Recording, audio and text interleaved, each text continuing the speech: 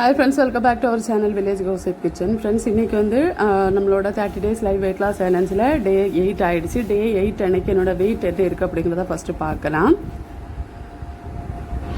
Weight பார்த்தீங்கன்னா 78.400 வந்திருக்கேன்.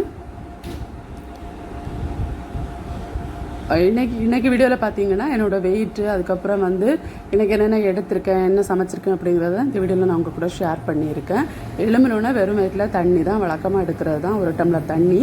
அது எதுவாக இருந்தாலும் ஃபஸ்ட்டு இதை எடுத்ததுக்கப்புறமா தான் வேறு ஏதாவது சாப்பிடுவேன், அதுதான் நல்லது. அதுக்கப்புறம் வந்து நெல்லிக்காய் நம்ம ஃப்ரீஸ் பண்ணி வச்சுருக்கோம் இல்லையா, அதுலேருந்து ஒரு 3 நெல்லிக்காய் க்யூப் எடுத்துகிட்டு அதில் தண்ணி ஊற்றி அந்த நெல்லிக்காவை குடிச்சிருந்தேன். அதுக்கடுத்து ஒரு 1/2 மணி நேரத்துக்கு அப்புறமா தான் ஒரு கப்பு டீ இனிப்பு இல்லாமல் எடுத்திருந்தேன். இன்றைக்கி குழம்புக்கு வந்து பருப்பு குழம்பு வைக்கல, ரொம்ப நாள் ஆயிடுச்சு அப்படின்ட்டு வந்து பருப்பு குழம்பு வைக்கிறதுக்காக பருப்பு, அது கூட வந்து சின்ன வெங்காயம் அப்புறம் தக்காளி எவ்வளவும் போட்டுட்டு ஃபஸ்ட்டு இதை வந்து நல்லா வேக வச்சு எடுத்துக்கலாம். இப்போ நம்ம இது குக்கரில் போட்டும் வேக வைக்கலாம். குக்கரில் போட்டால் ஒரு 2-3 விசிலில் வந்து பருப்பு நல்லா மசிஞ்சு குழைவாக வெந்து வரும். நான் வந்து இந்த மாதிரி செஞ்சுருந்தேன். இப்போ இதை வந்து ஒரு கரண்டி வச்சு நம்ம பருப்பு நல்லா வெந்ததுக்கப்புறமா இதை வந்து நல்லா மசிச்சு கொடுத்துக்கலாம். தண்ணி தேவைப்பட்டால் மறுபடியும் ஊற்றி நம்ம இதை வேணும்னா கொஞ்சம் நேரம் கூட வேக வச்சு எடுத்துக்கலாம். இப்போ இதுக்கு தேவையான தேங்காய் ரெடி பண்ணலாம். துருவின தேங்காய், அது கூட வந்து பச்சை மிளகாய், ஜீரகம், பூண்டு இவ்வளவும் போட்டுட்டு கூட வந்து 1 ஸ்பூன் அளவுக்கு மஞ்சள் தூளும் போட்டு இதை வந்து நல்லா குறப்பாக அரைச்சி எடுத்துக்கணும். பருப்பு குழம்பு இப்போ உங்களுக்கு எந்த அளவுக்கு வந்து நமக்கு காரம் தேவையோ அந்த அளவுக்கு பச்சை மிளகாய் சேர்த்துக்கலாம். ஜீரகம் 1 ஸ்பூன் சேர்த்துக்கணும். இதில் அந்த ஜீரகத்தோட ஃப்ளேவர் நல்லா இருந்துச்சுன்னா ரொம்ப நல்லாயிருக்கும். ஆனால் சிலருக்கு ஜீரகத்தோட ஃப்ளேவர் பிடிக்காது, அவங்க ஜீரகம் சேர்த்துக்க வேண்டாம், கொஞ்சமாக சேர்த்தா போதும். இப்போது மஞ்சத்தூள் சேர்த்து அதை வந்து நல்லா அரைச்சி ரெடி பண்ணி எடுத்து வச்சுருக்கேன். இப்போ பருப்பு நல்லா மசிஞ்சிடுச்சு, நல்லா வெந்துடுச்சு. குக்கரில் நம்ம வேக வச்சோன்னா இது நல்லா மசிஞ்சு இன்னும் நல்லா மசிஞ்சு வரும். இப்போ நம்ம வந்து குக்கரில் வேக வைக்கல, இது கூட பூண்டும் சேர்த்து நான் வேக வச்சுருக்கேன். அதனால் தேங்காயில் வந்து நம்ம பூண்டு சேர்க்கலை.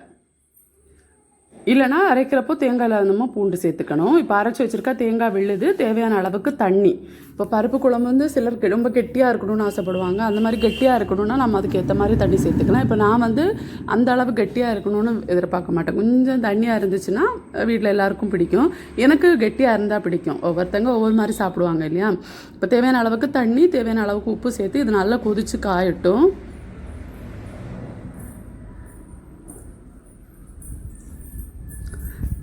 நல்லா காஞ்சி வரணும். சிலர் இதில் வந்து காய பவுட்ரு சேர்ப்பாங்க. எனக்கு பர்சனலாக பார்த்திங்கன்னா அந்த பருப்பு குழம்புல காய பவுட்ரு போடுறது பிடிக்காது. அந்த ஸ்மெல்லே என்னமோ ரொம்ப ஒரு மாதிரி இருக்கும். அதனால் நான் சேர்த்துக்கவே மாட்டேன். உங்களுக்கு வேணும்னா நீங்கள் காய பவுட்ரு சேர்க்கலாம். இப்போ எங்கள் ஊரில் கல்யாண வீட்டிலலாம் பருப்பு குழம்பு ரொம்ப ஃபேமஸ்ஸு. ஃபஸ்ட்டு வந்து சோறு போட்டோன்னு அதில் பருப்பு குழம்பு ஊற்றுவாங்க. அது அவ்வளோ டேஸ்ட்டாக இருக்கும், அவ்வளோ வாசனையாக இருக்கும். அந்த இதுக்கு தான் இந்த மாதிரி வைக்கிறது. அதில் நாங்கள் காய பவுட்ரு சேர்த்துக்க மாட்டோம். இப்போ அடுத்து பார்த்திங்கன்னா நம்ம வந்து கனவு மீன் தான் இன்றைக்கி குழம்பு வைக்க போகிறோம். அதுக்கு தேவையான அளவுக்கு மசாலா ரெடி பண்ணணும். ஃபஸ்ட்டு தேங்காய், பூண்டு, இஞ்சி, அப்புறம் வந்து மிளகுத்தூள், மஞ்சள் தூள் இவ்வளவும் சேர்த்து தண்ணி சேர்த்து இதை அரைச்சி எடுத்துக்கலாம். இதில் கொஞ்சம் ஜீரகமும் சேர்த்துக்கிறேன். இது வந்து இந்த பக்கம் அரைச்சி நம்ம ரெடி பண்ணி வச்சுக்கலாம். இந்த பக்கம் பார்த்திங்கன்னா நம்மளோட பருப்பு குழம்பு ரெடி ஆகிடுச்சு. இப்போ அதில் கடைசியாக தாளித்து கொட்டிக்கிறேன். அவ்வளோதான், ரொம்ப சூப்பராக இருக்கும். நாங்கள் இதை பருப்பு குழம்புன்னு சொல்ல மாட்டோம், பருப்பு கறின்னு சொல்லுவோம். இந்த மாதிரி வைக்கிறதெல்லாம் எங்களுக்கு கறி, ரசம், சாம்பார், அப்புறம் இந்த மாதிரி குழம்பு, வெறுங்கறி இதெல்லாமே நாங்கள் கறின்னு தான் சொல்லுவோம். அதாவது கறி கிடையாது, கறி. அடுத்து வந்து பார்த்திங்கன்னா இப்போ வந்து கனவு மீனுக்காக கடாய் அடுப்பில் வச்சுட்டு அதில் கடுகு கருவேப்பிலை போட்டு தாளிச்சுட்டு இதில் வந்து கட் பண்ணி வச்சுருக்க வெங்காயத்தை போட்டு ஃபஸ்ட்டு நல்லா வதக்கிக்கிறேன். இதில் வந்து நான் தேங்காய் மசாலா ரெடி பண்ணுறப்போ அதில் மிளகுத்தூளும் மஞ்சள் தூளும் போட்டு அரைக்கலை. ஏன்னா வெங்காயம் தக்காளி வதக்கிறப்போ அது கூட போட்டு வதக்கிக்கலாம் அப்படின்னு நான் நினச்சிட்டேன். அது இன்னொரு ஃப்ளேவரில் நல்லாயிருக்கும். அந்த மசாலாவோட பச்சை ஸ்மெல் போகிற வரைக்கும் நம்ம கொஞ்சம் வதக்கிட்டு அப்புறமா நம்ம கடைசியாக தேங்காய் சேர்த்தோன்னா நல்லாயிருக்கும் அப்படின்ட்டு அந்த மாதிரி செய்யலாம் அப்படின்னு விட்டுட்டேன். இப்போ இதில் வந்து கடுகு கருவேப்பிலெல்லாம் போட்டு நம்ம தாளிச்சிட்டோம் இல்லையா, தாளிச்சிட்டு இப்போது கடுகு வெடிச்சிடுச்சு. இப்போ வந்து கறிவேப்பிலை சேர்த்துக்கிறேன்.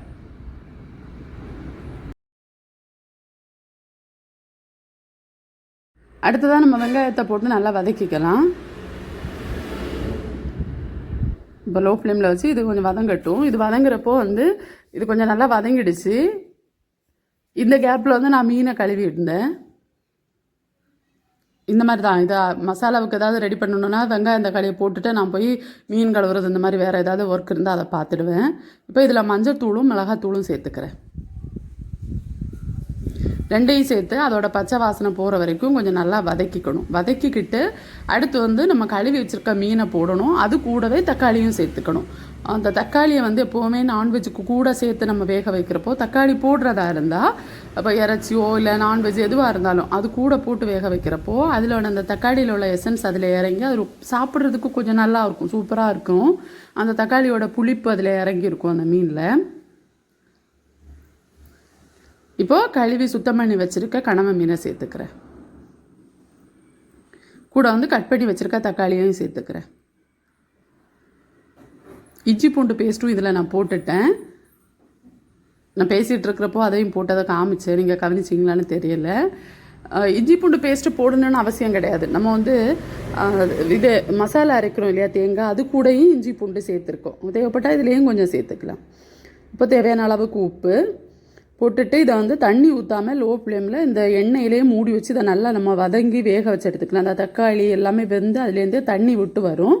இதுக்கப்புறமா உங்களுக்கு தேவைப்பட்டால் நீங்கள் தண்ணி சேர்த்துக்கலாம். இப்போ நம்ம அரைச்சி வச்சுருக்கோம் இல்லையா தேங்காய் விழுது, அந்த தேங்காவை இது கூட சேர்த்துட்டு உங்களுக்கு வந்து இதுக்கு மேலேயும் தண்ணி தேவைப்பட்டால் கொஞ்சம் தண்ணி சேர்த்துக்கலாம்.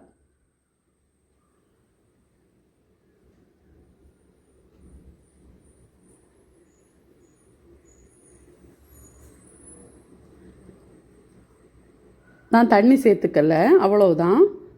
காலை உணவுக்கு பார்த்தீங்கன்னா இன்றைக்கி வந்து ஆப்பிளும் வெள்ளரிக்காவும் எடுத்திருந்தேன். முட்டை எதுவும் இன்றைக்கி எடுக்கலை, நான் முட்டை தீர்ந்து போச்சு அதனால் இன்றைக்கி எடுக்கலை. இப்போ நம்மளோட கனவ மீன் ரெடி ஆகிடுச்சு.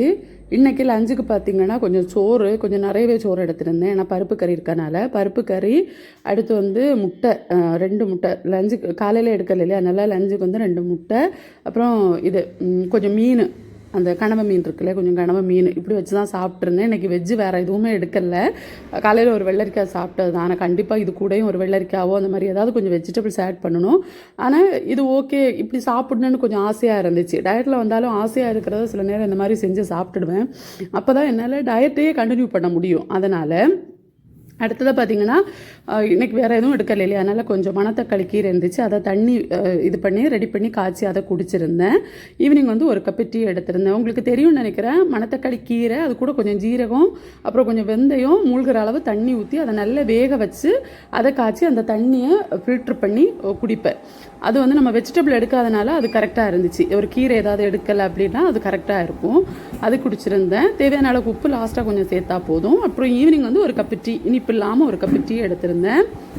டின்னர் எனக்கு வேறு எதுவும் எடுக்கலை, கொஞ்சம் வெளியே போகணும், அதனால் ஒரே ஒரு கொய்யா மட்டும் சாப்பிட்டுட்டு வெளியே போயிட்டேன்.